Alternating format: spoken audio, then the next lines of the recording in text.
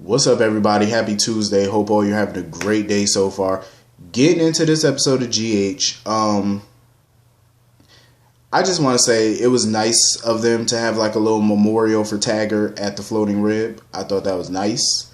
One of my issues with that is, why the fuck did Sonny have to be there? I'm just saying, there was really no need. I know some people gonna be like, well, him and Taggart got history. Okay, but most of that history was bad history, though.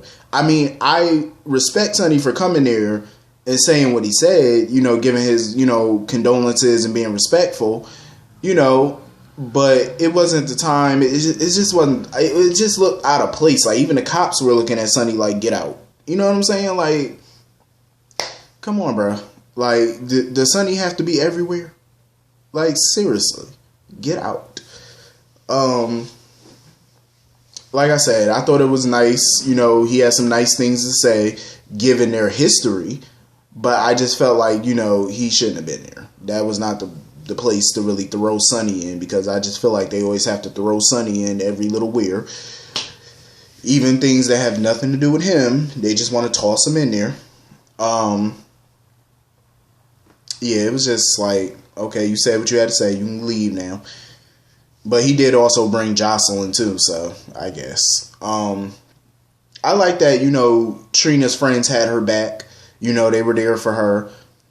You know, giving her advice, you know, helping her grieve and stuff like that. Telling her that it was okay to, you know, break down if she had to. You know, you don't have to pretend to be okay and stuff like that. Because all of them have been through things, and they've, you know, all tried to pretend to be okay, and it was always Trina giving them the pep talks, and now she, you know, is the one getting the pep talks.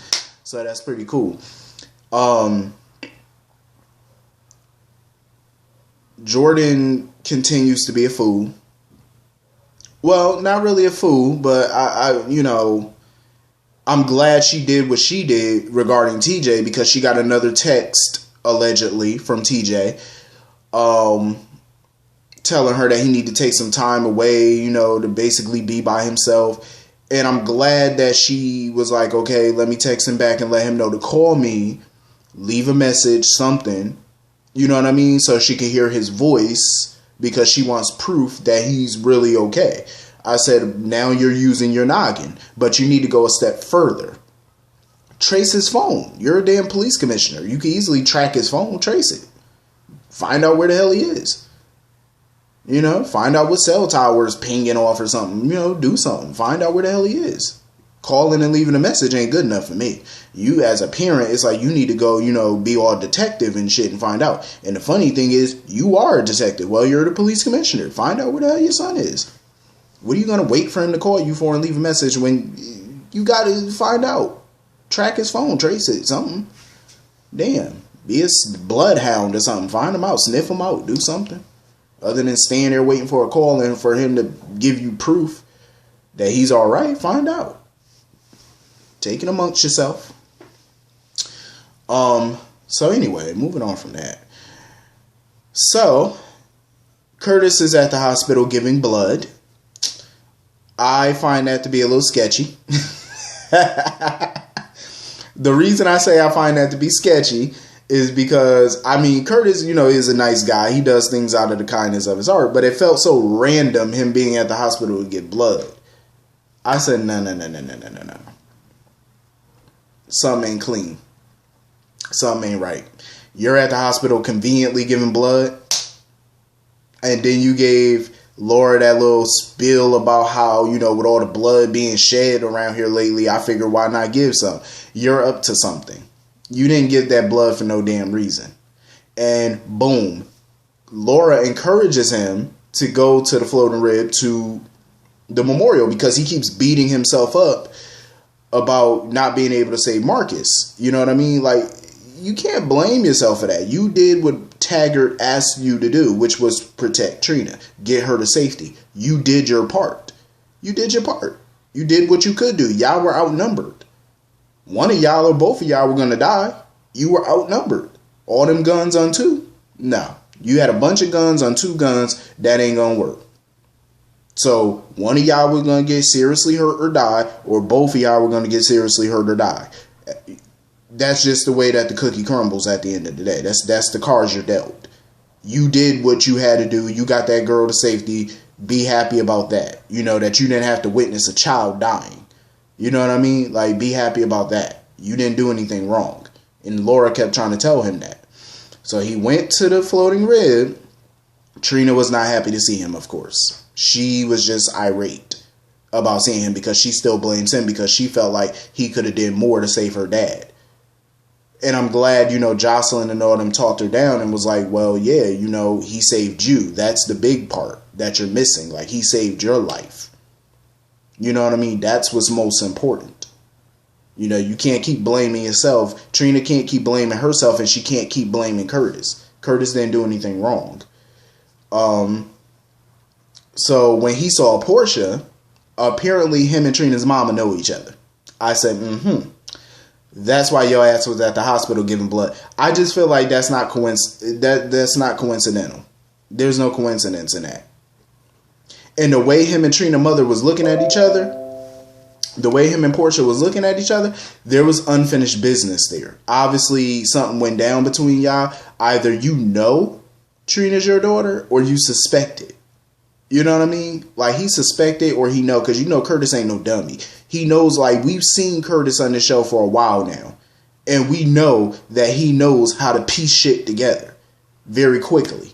He knows how to deduce things. So what's the odds that he looked at Trina and talked to Trina and she reminded him of something or someone, maybe himself, and he started to do a little detective work behind Jordan back or behind everybody back. I'm just saying, you can't sell Curtis short because he's smart as hell. He's very smart. He's intelligent.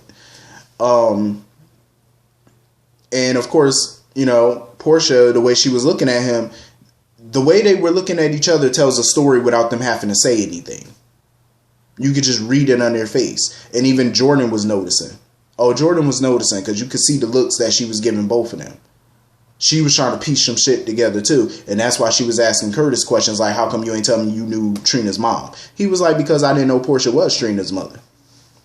And Jordan was looking at him like she didn't believe him.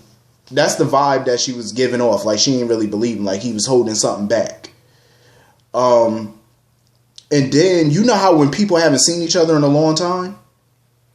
Notice how when people haven't seen each other in a long time and they bump into each other after so long, they be like, oh, what has it been? 10, 15 years? They give an exact number of how long it's been since they seen each other. When Curtis and Portia was bringing that up about how long it's been since they seen each other, she said it's been years. Why not give an exact year? Why not give an exact number? Like, has it been 16 years? Has it been 17 years? How long has it been? Because you know once you give an exact number, everybody's going to put 2 and 2 together. 2 plus 2 equal 4. Come on now. And that's why I think they were being subtle about it. I think the writers did that on purpose. They didn't want to give no exact year because they know goddamn well we all was going to piece that shit together and figure it out that he her daddy. And I wouldn't be surprised if Taggart knew that Trina was really Curtis's father. Because remember what he said, take care of Trina. He wasn't talking about take care of her in that moment. He was talking about in that moment, but I think he was talking about even after he was gone, because I think he knew he was going to die. So he was like, take care of her. Something tell me he knew. Taggart more than likely knew that Trina was Curtis's biological father. He probably knew that. I just want more information because right now this is all speculation on my part. It's just I'm trying to piece some shit together, but it's just starting to pull together now and make sense because I've been had a feeling since day one she was Curtis's daughter. I had that feeling. That was Curtis's daughter from day one. And I think she is. And the way Curtis was just up in that corner just looking at Portia and stuff, something tell me he knows something. He know more than what he's saying.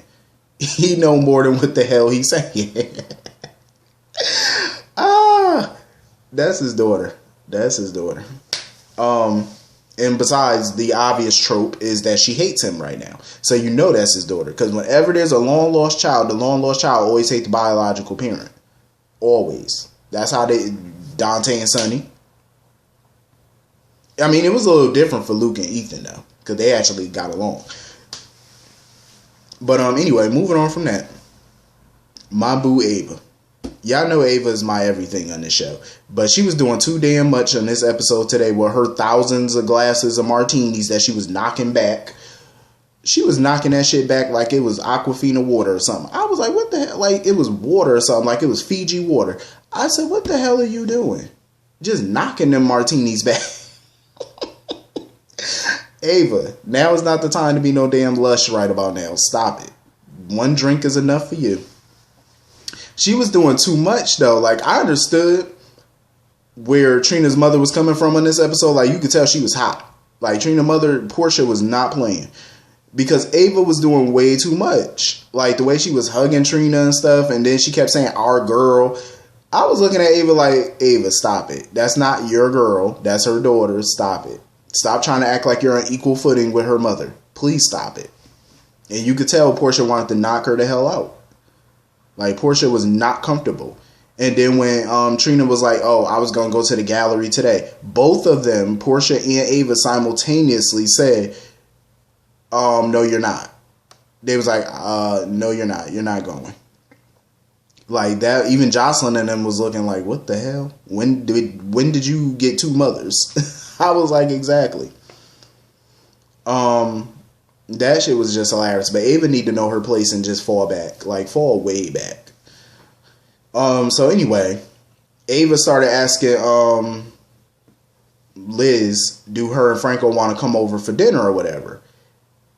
Laura is an OG for sure, because Laura wasn't buying that shit. Laura even told Elizabeth. She was like, they up to something. She said Ava's up to something. She know it. Ava and Nicholas are definitely up to something. And Liz ain't stupid neither. Liz was like, oh, I already know. Even before Laura could say anything, Elizabeth knew Ava and Nicholas are up to something. She know it. She know they up to something. She know they up to no good, and we could kind of deduce what they're up to. Ava's trying to get Nicholas to sleep with Elizabeth. Ever since she found out that they had an affair years ago, she definitely trying to get Nicholas to sleep with her. And Nicholas is trying to get Ava to sleep with Franco. Just so they can get the money. I'm like, Nicholas ain't shit. I would expect this out of Ava, because Ava ain't got no loyalty to none of them motherfuckers. But Ava ain't got no loyalty to them.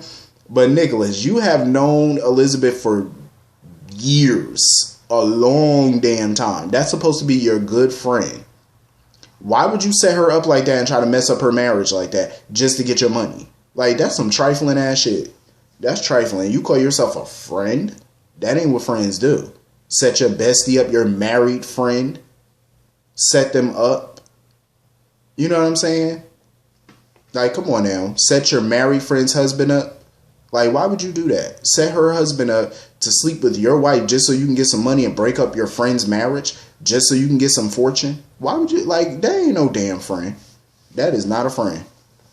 I could say the same thing about Ava too. Come on now. Franco has been there for your ass. And you trying to set his wife up to sleep with your husband? Like, seriously? Damn, with friends like them two motherfuckers who need enemies. Like, I don't consider none of them friends. Like, that don't make no damn sense. Like, who does that? That's just, Jesus take the wheel, because that's just too damn much. So anyway, moving on from that. So Sonny go over there to the Quartermain mansion. I'm surprised that damn house ain't burned on fire as soon as he came up in there. And you know he tried to be slick and come over there when he knew Monica wasn't going to be there. Because you know Monica do not want the likes of Sonny Corinthos in her home. And I don't blame her. Sitting all up in her couch and her fine decorated living room and stuff. Get your sleazy ass out of her house. Sonny my boy and all, but when it come to him and the Quartermains, you know I'm going to choose the Quartermains over him. Like, if I got to pick and choose. I'm just saying, like, you done shot that woman and murdered that woman's son, and you going to sit up there and break bread in her living room? The hell with that? But, of course, he went over there, you know, to go see Michael or whatever, see how Michael doing with Wiley and all that. Of course, Sonny wants to solve all Michael's problems for him. Sonny is being a hypocrite in this moment because did he or did he not? And mind you, I agreed with Sonny a few weeks ago when Carly wanted to step in and shut Nell ass down and, you know, get involved in Michael's business. It was Sonny telling her to back off, let Michael handle it. Now, fast forward, here goes Sonny interfering, doing what he told Carly not to do. Didn't you tell Michael to let Michael be a man and handle it? Okay, so How you gonna give your wife that sane advice, but then go turn around and go try to do some shit, the same shit that you just told her not to do? Come on now. Damn. Fall back. Let Michael handle it. So anyway, Michael and Sasha are talking about this whole Diane situation. Because Diane, of course, suggested that Michael get married in order to enhance his custody bid. They talked about it, but, Michael wasn't really all for it because that's not the way he wants to propose. That's not the way he wants to get married. When he gets married, he wants to get married out of love. And I totally agree. Like, I agree with Michael. You shouldn't create an Insta family just so you can win some damn custody bid. That's not good for Wiley. It's not good for you. It's not good for Sasha. It's not good in the long run. He was like, someday when he gets married, he wants to do it for the right reasons, which is love. That's the only reason you should be getting married. Because you love that person. You're in love with that person. That should be the only reason you get married. It should not be like some Nicholas Ava type shit or some custody bid. It shouldn't be that way. You know what I mean? That's jumping from the frying pan into the goddamn fire. That's pretty much what it is. Don't do that, because you trust me, all y'all gonna get hurt in the long run. So that ain't the best way to go. And I'm glad he realized that. Do I think he's still gonna propose? Yes. I think he's still gonna propose to her to help enhance his little, custody war. So he talking all that yin yang now, but he gonna change his mind later. Of course he will. So anyway, moving on from that. So Alexis looked scary as shit when she woke up in that bed. When she was in that bed and she was just looking up at the ceiling while Dr. Byrne was asleep, she had this terrified looking, like her eyes was all bulging out. I said, damn, was it good or not? Like what type of facial expression was that? Like, does that mean that it was good sex, or does it mean that it hurt and you were terrified or something? Like, what does that facial expression mean? Because she was just like she saw a goddamn ghost, like you saw the Candyman standing in front of you or something. I'm like, what the hell wrong with you? Was it good or was it bad? I mean, did you holler for $1? Like, what did you do? So they woke up or whatever, getting ready for this damn court hearing. Well, not court hearing, but the board hearing, the review board. And of course, Neil want to be the honor, want to, be the good guy and basically, admit everything to the board. And Alexis said, hell to the no. She said, you better not go up in there telling them everything because you can lose your license. So they go up in the boardroom or whatever, go to this meeting or whatever, this hearing. And Alexis basically, lied. She said that, Port Charles is a small place. So, of course, they're going to run into each other at certain, events or, restaurants, which is true. Because everybody in town bumps into somebody, because it's not that big of a town. They all frequent the same locations, the Metro Court, Floating Rib, the restaurant. They all frequent the same places. They all intermingle with the same people. You know what I mean? So it's kind of hard not to bump into somebody. So basically she just said, they bumped into each other at a bingo game or whatever one night. And she was excited because she won. And she was so excited that she kissed him. And that lady on the board was like, so bingo made you excited enough to kiss him? She was like, have you ever played bingo and won? Alexis was a hot ass mess, but I loved it. And then she said, they're cordial. They're, she wouldn't consider themselves friends, but she was like, we're cordial. We see each other outside the office or whatever. And then, she told the board about how he helped Christina. And I think that definitely helped when she told that story about how he, impacted Christina and got her to see the light and got her, out of dawn of day and all that nonsense. I definitely think that helped sway the board in his favor, maybe, but you never really know what the board is thinking. So, I really do like Alexis and Neil together. I really hope they continue to see each other. Like, they look good together. They got that chemistry. I really do like them. So anyway, moving on from that. So my boy Scotty Baldwin was up in there trying to talk to Brad or whatever, trying to find out who his accomplice was so he can actually mount a good defense, so Brad doesn't have to go to prison for the rest of his life. Even in Prison Orange, Brad is still dumb. Like Brad, I mean, he's not trying to snitch on nobody because he could easily, snitch on Julian and stuff like that, but he's trying not to. But, Scott is not happy about it. So Julian, of course, comes up in there because Julian needs Brad to keep his mouth shut. Because he can't, like he told Ava, he can't risk Sonny knowing he knew Wiley was Michael's son because he knows what Sonny would do to him. So, of course, he's trying to talk to Scott or whatever. And, since he's paying Scott's retainer on this, he feels like he's, privileged to certain information. So, of course, Scott knows for a fact that somebody helped Brad with this. He knows that Brad's helping, that Brad's covering up for somebody. He know it. Deep down, I think Scott probably know that Julian probably is involved somehow in this. He probably thinks so. He probably think it because Scott know how Julian operate. So he's basically trying to warn Brad, like, keep your goddamn mouth shut. But Brad's worried about Julian's loyalty. Like, are you going to be here for me or whatever? Because he don't really think Julian will be. Especially in light of the situation between him and Lucas. Lucas wanting a divorce and all that. So he don't know if he can really trust Julian. I mean, well, if the man is bankrolling your attorney, maybe you should trust him. I mean, if he wanted your ass to fry in prison, he wouldn't have paid you a good attorney. He would have let you have a public defender. And you know how public defenders are. They just want you to plead out. Like, they just want you to take the years. So anyway, after Scott and Julian leave, Sonny comes up in there. And, of course, Brad is about to piss himself. Wanting to know what Sonny wants, basically. And Sonny said, well, shit, that depends on what you say in the courtroom. So it looks like Sonny wants him to just plead guilty. Because Michael did tell Sonny that, it's going to be hard for him to sit up in the courtroom and listen to Brad recount all the things that happened and justify why he kept Wiley from him. And I think Sonny just wants to save Michael from having to go through all of that. So he just wants Brad to plead guilty so they don't have to relive what happened the past year and a half, which I totally understand, But anyway, this was a pretty cool episode, though. Hit the comment section. Let me know what y'all thought about this episode. I will see y'all all later. Peace.